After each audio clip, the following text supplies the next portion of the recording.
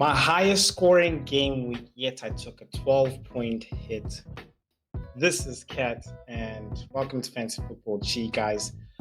We're going to take a look at my Game Week 12 early thoughts, a little bit of a recap on Game Week 11 because I did very well. Take a look at the Fantasy Football G Mini League, and just chat a little bit about some assets I'm thinking about bringing in Game Week 12. So let's get into it.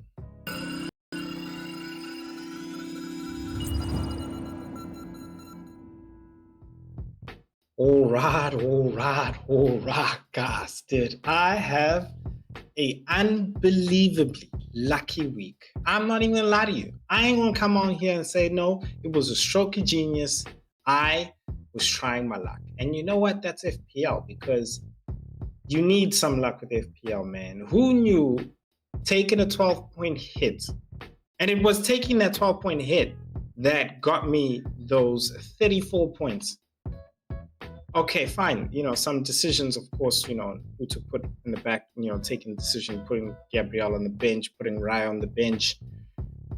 But man, it was crazy. I got 104 minus the 12 for 92 points. It was an unbelievable game week. That shot me right up to the top of the Fantasy Football G League, which we'll go through. Let's just go through my keeper. Fabianski did very well. I had faith in him. I think game. I think we could really predict a 0-0 draw there. I think that was one of the most predictable games this game week. Porro, a shocker, honestly, but that's Spurs for you. Always being Spursy with 4 points. Happy that he did give me a return. That was the luck there. That Porro extra 4 points was the luck, in all honesty. Coupled with, the clean sheet wipeout from Arsenal, luck, because again, Arsenal's defense is still good, guys. They just tend to concede. And then Konate as well. I think the luck there coming in with the fact that you got players like Dalot and Trent getting injured and subbed off before 60th minute. Yo, bro, if that's not luck, I don't know what it is. I really don't know what it is. And then Ait Nouri coming through for me there finally again. And then Semenyo blanking, which is, fine, I get. Was really expecting something, although not surprised Evan Nelson grabbing the goal there. And then Bruno Fernandes coming homecoming, coming down with 17 points. I'm sure there are some people who did a brave decision there and captained him as well. So he came through for me. Wouldn't say luck in the sense that, I think it was a long time coming. Rude had always been creating chances for Man United. It was just about them putting them away. And a lot of those chances did fall to people like Bruno Fernandes, as well as Garnacho, who came in and even scored that third one. Mo Salah, I think the most predictable captain of the game week. So if you had him, you most likely captained him.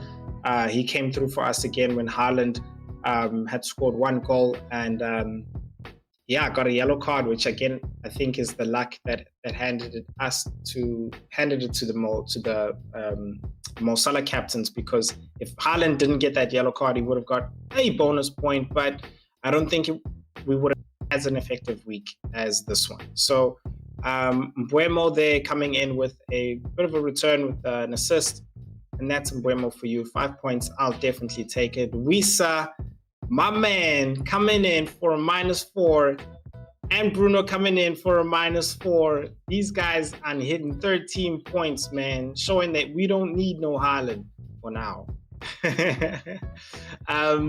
Solanke quite disappointing, just with Spurs. I don't even think there's anything else to really say with Spurs, Cunha coming through for us as well with the 12 points. I think he's definitely someone that a lot of us should be having in right now. He's returning very well for us, considering his value as well. So let's take a look at what my Game Week 12 early thoughts are. And when we do that, one thing I really want to ask for you guys is to please hit that like button if you're really enjoying the content, as well as subscribe. I'm here every week bringing you guys content, dropping at least 2 to 3 videos every week. So please, subscribe. Now, on to my Game Week 12 early thoughts. So in goal, I'm going to have Raya. I think Fabianski's game against, I believe it is Newcastle, is I think Raya at home and the Arsenal players back is definitely a better fixture for the Arsenal defense, along with Gabriel as well. We just have to hope that there's no international injuries there, along with Gabriel and even goalkeepers as well. Get injured as well, so we'll have to see. Konate as well playing in Europe, so really happy about that. We're going to start him next to Collins as well, who's got a game against Everton. Brentford do really concede a lot, but Everton just haven't been able to really put the ball in the back of the net, especially with Calvert-Lewin there. So I'm hoping for a clean sheet there. I'm going to be having him his second start ever since I brought him in. And then you've got Mo Salah, again, with the captaincy, playing against Southampton. I think another obvious choice there. And then Bruno Fernandes playing against Ipswich. Ruben Almiron's first game there away. So it is a bit edgy because we don't know exactly what is going to be happening. Mbeumo coming in there, and he is going to be playing Everton away. I fancy him for a return there. Semenyo is the player which I am thinking of transferring out. I believe I got 5.9 in the bank, and I'm looking at bringing in a Cole Palmer. But he is flagged, so I don't want to bring in a flag player right now. I just want to wait and hold. And I think that's really the situation with a lot of the players. We really just have to wait and hold and see what the verdict is with those players coming back. Anyway, most of us, honestly, guys, you shouldn't be making any transfers. I see price rises going up, going down, and I'm just like, yo, bro, guys, chillax, man. We got 2 weeks until we come back at this thing. So my advice to you guys is just hold a bit on the transfers so that you guys can see exactly which players are going to be available, who's going to come back not injured as well. Rodgers in there against Crystal Palace, a very good game for him at home. So he's definitely going to be starting for me. And then we got Cunha there against Fulham away, a bit of an edgy one there. Fulham does have a bit of good defense. So not happy, but I mean, he has been returning, so he's in form. I'm happy to play him. Wissa there as well in form. So against Everton, I'm expecting a return as well. And then the bench there with Solanke, Ignori, and Pedro Porro, as well as Fabianski as well. So that's what the team's looking like right now. And like I said, I've got one free transfer. I'm definitely going to hold it and see if there's anybody. See, I was going to take a hit. I say I was, in the sense that I still can, because I was going to bring in Cole Palmer and a striker. And, right now the striker that's in form for me is Isak.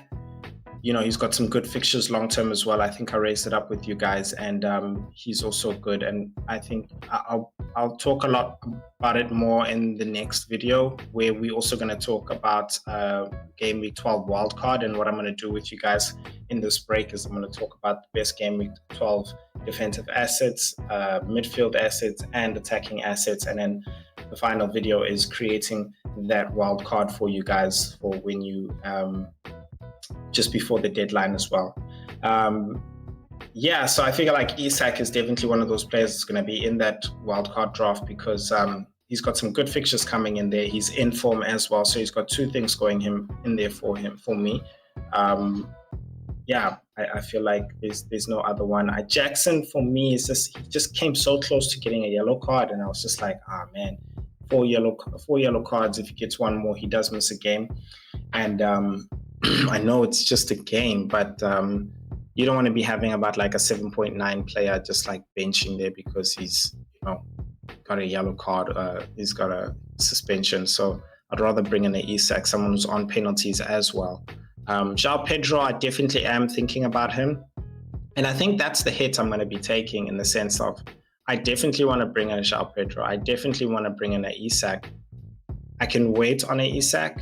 I can't wait on João Pedro because he's at a good price, and they're playing Bournemouth, and they're going to play Southampton straight after that as well. So I'm going to be monitoring his price rise. If his price rises, I'm going in for him, bro. I'm going in for him just because, money's tight, guys. Money's tight, especially when you're trying to fit in Palmer, Salah, and Saka. who's another transfer I am thinking of bringing in a few game weeks later from now. But let's take a look at the Fantasy Football G League Killer Squad. Coming in at the top, unbelievable game week right there. I'm not even going to lie to you. I had already accepted my red arrow. I was like, cool. I think I was like number 3 or 4. And I was like, cool. I get it. It's fine. I accept it. I'm going to go down to like, I don't know, maybe even number 8, you know? Because, I mean, the guys behind me were like 4 points, 8 points behind me. So I was like, cool. I'm just going to start back there, stay back there. And the week just started for Killer Squad, you know? And I think I feel bad for my man, Joseph Robinson, because the soft rippling stream was roaring. It was roaring up the table. It was on Dallas's neck. They tied in at number 2.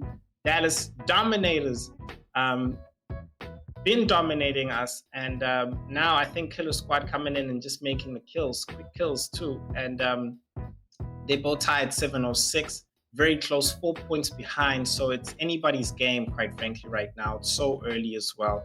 And I think I said it the last time, like it's really anybody's game. It does seem like there's a little bit of a break off between number 3 and number 4. So Stingers FC, you better be coming up and stinging us in those top 3, my man. Just to give a bit of shout out to Dallas Dominators. He's been doing well, keeping up there as well and fighting. So keep it up, man. Keep it up, Kev. Joseph, so sorry for you, bro. Because I don't lie to you, right? You were number 1 before that Arsenal, before those games started on Sunday, and I was hoping. I'm an Arsenal fan, but I was like, bro, just give me 2-1, guys. Just give me 2-1 Arsenal. And even when that goal went in for Arsenal, bro, I was quiet. I was pissed. I was like, nah, not like this, guys. Don't draw like this, guys. And I was just like, okay, cool. It is what it is, you know. But that secured it for me, really, was that clean sheet wipeout. So sorry about that, man. But keep it up, bro. Trust me, you will be top some points in this league. I know for a fact some points in the season. Yeah, Stingers FC, they're at number 4. Doing well, man. Coming up 2 spots as well through the game week. So that's really dope. Yusuf, Marcel, Oscar, not disappearing, staying there. My man Marcel at number 5 as well, but dropping. He was right behind me as well, but he got stung by Stingers FC. Pedro Porridge making the porridge at number 6 there, just breaking it off. Pedro Porridge is in another league in with me there as well, so he's like second there with me. So I'm keeping a close eye on him as well. I really am. And then I got team names still updating, dropping down, who had popped in out of nowhere into the top 10. But seems like he's still here, and that's really good, my man. Keep it up. And it seems like it's really breaking off now. It's like 600 and... What happened, guys? Last week we were all so close, man. Sorry, let me just put this in down. Sorry. Yeah, cool. So then team name updating followed right there at number 8, slotting them away, jumping up from that number 10, number 9 spot.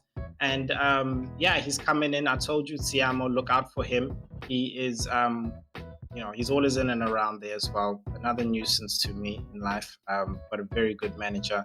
Well done, Tiamo. And then Bloodline FC, welcome back, my man. Welcome back. It's been a while, but it's good to see that you're keeping the top 10 Bloodline good. Morgan sniffs white. My man, that white better not be the last thing you're sniffing. You have dropped down, bro. You were in and around the top 4, and now you are down there. Don't despair. There's still a lot of game weeks to go, and I'm sure chips to play as well. So, yeah, man. But guys, that is it for me. Thank you so much for joining me. I will see you guys again in the next video, where we'll be talking about some Gameweek 12. If you want to see how I made my decision about selling Haaland, then please check out that video down there, and we'll talk about my Gameweek 12. A Gameweek 12 wildcard in the next video, and some of the good assets. I'll see you guys in the next video. Peace.